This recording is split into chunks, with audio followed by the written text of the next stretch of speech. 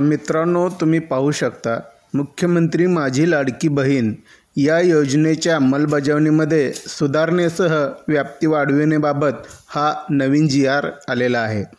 महाराष्ट्र शासन महिला व बाल विकास विभाग शासन निर्णय क्रमांक M22/2024 प्र. 96 कार्यात 2 नवीन प्रशासकीय इमारत 3रा मजला मादाम कामा रोड हुतात्मा राजगुरू चौक मंत्रालय मुंबई.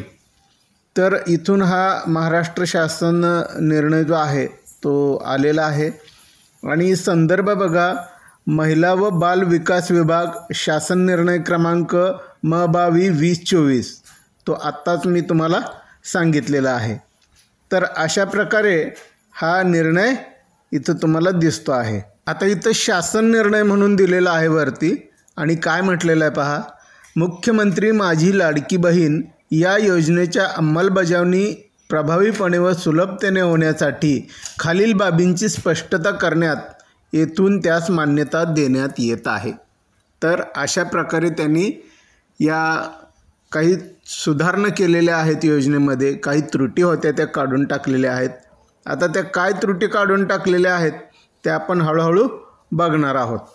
तर चला बघूया त्यांनी काय काय त्रुटी काढून टाकलेल्या आहेत.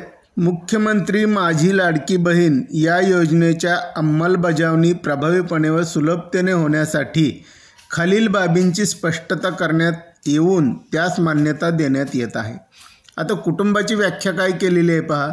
सदर योजनेसाठी कुटुंबाची व्याख्या खालीलप्रमाणे राहील. कुटुंब याचा अर्थ पती पत्नी व त्यांची अविवाहित मुले आणि मुली म्हणजे कुटुंबाची व्याख्या सरकारनं तुम्हाला सांगितलेली आहे.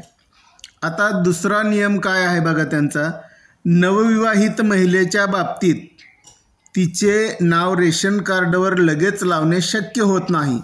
त्यामुळे विवाह नोंदणी प्रमाणपत्र असलेल्या अशा नवविवाहित महिलेच्या पतीचे रेशन कार्ड हे तिच्या उत्पन्नाचा दाखला म्हणून ग्राह्य धरण्यात यावा. तर हा उत्पन्नाचा दाखला म्हणून हे तिच्या पतीचं रेशन कार्ड चालू शकणार आहे.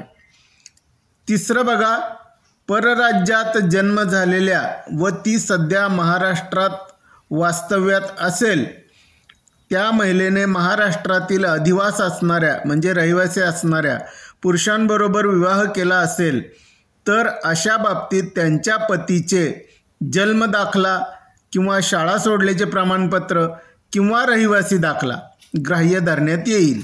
याशिवाय महिलेच्या पतीचं 15 वर्षापूर्वीचं रेशन कार्ड आणि 15 वर्षापूर्वीचं मतदान कार्ड देखील ग्राह्य धरण्यात येणार आहे. बघा म्हणजे सगळं सविस्तर तुम्हाला शासन सांगतंय. आता 4थ्या क्रमांकाला ते काय म्हणतात पहा. सदर योजनेचा लाभ घेण्यासाठी पोस्टातील बँक खाते ग्राह्य धरण्यात यावे म्हणजे आता पोस्टातलंही खातं चालणार आहे. 5वा नियम असा आहे, योजनेच्या ऑफलाईन अर्जावरील लाभार्थी महिलेच्या फोटोचा फोटो काढून तो ऑनलाईन अर्ज दाखल करण्यासाठी ग्राह्य धरण्यात यावा. हा एक महत्त्वाचा बदल इथं केलेला आहे. एक चांगली सुविधा शासनानं दिलेली आहे. म्हणजे समजा महिलेचा नुसता फोटो असेल आणि त्या फोटोवरून फोटो काढून तो ऑनलाईन अर्ज दाखल करण्यासाठी ग्राह्य धरण्यात येणार आहे. आता 6व्या क्रमांकाला ते काय म्हणतात पहा.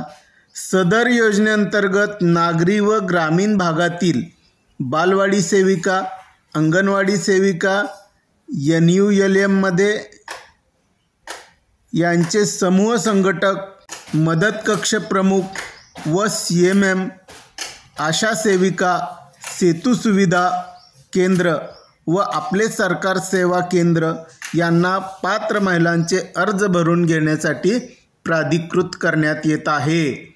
म्हणजे त्यांनी कुठं अर्ज भरायचा हे क्लिअर केलेलं आहे आणि तसं त्यांनी लिखित दिलेलं आहे. आता पुढच्या क्रमांकाला ते काय म्हणतात पहा. केंद्र शासनाने विविध शासकीय योजनांचे लाभ PFMS DBT प्रणालीद्वारे देण्याची प्रक्रिया कार्यान्वित केली आहे. केंद्र अथवा राज्य शासनाच्या विविध योजनांमधील जे लाभार्थी मुख्यमंत्री माझी लाडकी बहीण या योजनेच्या अटी शर्तीनुसार पात्र ठरत असतील त्यांचा डाटा माहिती व तंत्रज्ञान विभागाकडून प्राप्त झाल्यानंतर त्यांचे KYC व आधार ऑथेंटिकेशन यापूर्वीच झालेले असल्याने सदर लाभार्थ्यांना केवळ ऑफलाईन अर्ज भरून घेऊन मुख्यमंत्री माझी लाडकी बहीण या योजनेचा थेट लाभ देण्यात यावा। मात्र हे करीत असताना पात्र लाभार्थी महिलांकडून सदर योजनेचा अर्ज भरून घेण्यात यावा। 8व्या नंबरला जी सुधारणा आहे ती पहा। गाव पातळीवर ग्रामसेवक, कृषी सहाय्यक, तलाठी, अंगणवाडी सेविका, आशा सेविका, ग्राम रोजगार सेवक व अन्य ग्रामस्तरीय कर्मचारी यांची ग्रामस्तरीय समिती स्थापन करण्यात यावी। सदर समितीचे संयोजक ग्रामसेवक व सदस्य सचिव अंगणवाडी सेविका राहतील। समितीने सदर योजनेसाठी गाव पातळीवर शिबिर आयोजित करून त्यामध्ये ऑनलाईन तसेच ऑफलाईन या दोन्ही पद्धतीने लाभार्थ्यांची नोंदणी करण्यात यावी। ऑफलाईन अर्ज यथावकाश ॲप पोर्टलवर भरण्यात यावेत, अशा प्रकारे त्यांनी सांगितलेलं आहे। 9व्या सुधारणेत ते काय म्हणतात पहा। ग्रामस्तरीय समितीमार्फत अंतिम लाभार्थी महिलांच्या यादीचे प्रत्येक शनिवारी व आवश्यकतेनुसार गाव चावडीवर वाचन करण्यात यावे। तसेच सदर यादी ग्रामपंचायत व अंगणवाडी केंद्र येथे प्रसिद्ध करण्यात यावी। सदर प्रसिद्ध करण्यात आलेल्या यादीवर हरकती प्राप्त झाल्यास त्याचे निराकरण करण्यात यावे।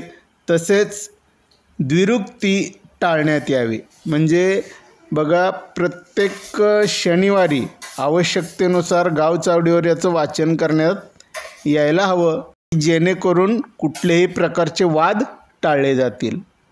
आता 10वी सुधारणा अशी आहे। शासन निर्णय दिनांक 5/7/2024 अन्वये मुख्यमंत्री माझी लाडकी बहीण या योजनेच्या अंमलबजावणीसाठी अ व ब वर्ग महानगरपालिकांमध्ये वार्डस्तरीय संरचना असल्याने या महानगरपालिका क्षेत्राकरिता तालुकास्तरीय समितीऐवजी वार्डस्तरीय समिती गठीत करण्यात आली आहे। सदर समिती आता व ब वर्ग महानगरपालिकांपुरती मर्यादित न राहता सर्व महानगरपालिका क्षेत्रात वार्डस्तरीय समिती गठीत करण्यात यावी, असं त्यांनी स्पष्ट केलेलं आहे। 11व्या सुधारणेत ते काय म्हणतात। तालुका अथवा वार्डस्तरीय समितीमार्फत पात्र लाभार्थ्यांची निवड करून लाभार्थ्यांची अंतिम यादी प्रसिद्ध करावी।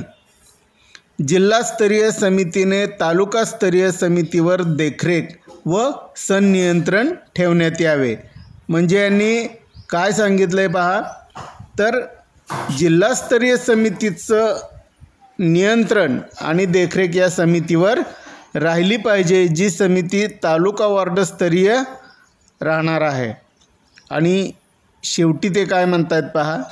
नागरी व ग्रामीण भागातील बालवाडी सेविका, अंगणवाडी सेविका यांचे समूह संघटक, मदत कक्ष प्रमुख, आशा सेविका, सेतू सुविधा केंद्र, अंगणवाडी पर्यवेक्षिका, ग्रामसेवक व आपले सरकार सेवा केंद्र यांना लाभार्थ्यांची अंतिम यादी प्रसिद्ध झाल्यावर एकूण पात्र लाभार्थ्याचे अर्ज सादर केल्याप्रमाणे आणि सदर ऑनलाईन ॲप पोर्टलवर प्रति यशस्वी पात्र लाभार्थीची नोंद झाल्यावर याप्रमाणे प्रोत्साहन भत्ता देण्यात येईल।